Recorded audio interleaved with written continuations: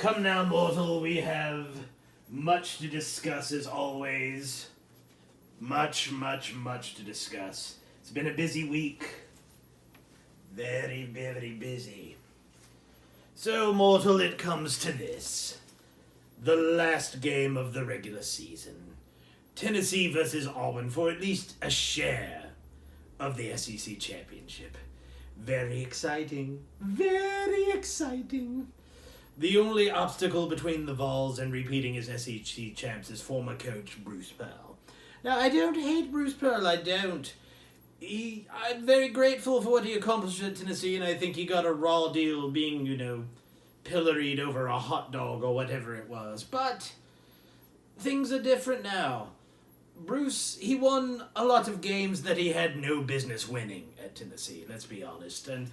But Rick has put together a team where there are no games in which Tennessee has no business winning. There's no one whose roster, whose team is that much better that it's a David and Goliath kind of thing. It's really remarkable. They're both impressive, but they're impressive for different reasons.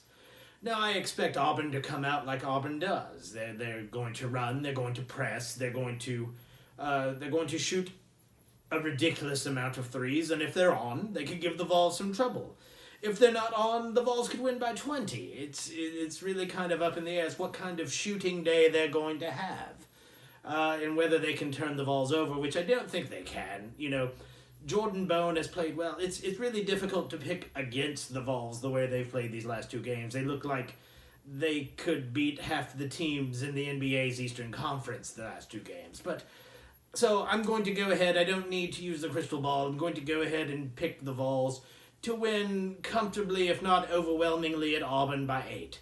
But the more interesting thing for the Vols, because the Vols will play at 12, so we'll know whether they're going to at least get a share of the SEC title fairly early in the day. But later on, LSU. What's going on with you guys? I haven't really checked in.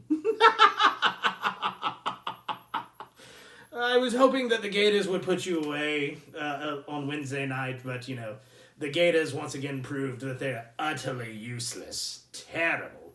Of course, it appears that nothing LSU does can be called as a goaltend. It's just not a call that they're going to get. But, this one, it goes out to Karen, She thought she was pretty slick getting Anthony Jordan and getting that game, but the Vollock plays the long game, baby. You want a game? I called the FBI and crushed your entire program. Will Wade is indefinitely suspended, and let's be real, he's not coming back. He'll be lucky to get a D-League spot in the NBA next year as like a water boy or something. He's done. The FBI has the investigatory resources that the NCAA only wishes they had, and they can't ignore this evidence. And it's not like when he's called on the stand, he can plead the fifth. He can't do it. It's not a criminal act. He's not protected. It's over. I'm sorry, Will. I'm not sorry. But I wish, sort of, that it were any other team but Vanderbilt who stood in their way to give the Vols perhaps an outright SEC championship. But to that end, I've called back old friend of the show, Commodore Corny. Hello, Corny. How are you? As I dredged the Commodore back up from the briny deep.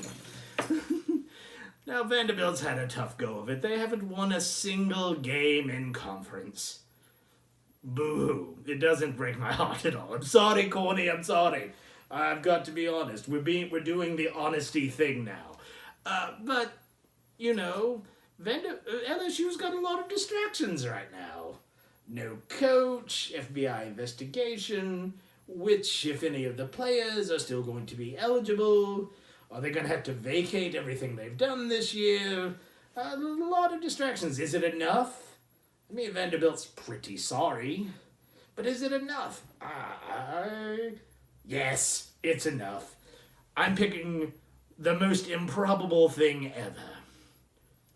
The Vols over Auburn, not that improbable. The Vols are a 1-point favorite, not huge. Vanderbilt getting their first conference win over LSU to give the Vols the outright regular season championship, which we want. let's be clear, because while it would go to tiebreakers, there's a big difference between that one bracket and that 2-3 game. Let's face it, the SEC is Tennessee, Kentucky, LSU, and everybody else. If you're the 2-3 seed, you're going to have to go through 2 of those teams. If you're the 1 seed, you're probably only going to have to go through 1. So we want to be up there. If these 2 improbable things happen, I'm going to quit referring to Tennessee as a good team. Or Tennessee as a great team. Tennessee at that point becomes a team of destiny.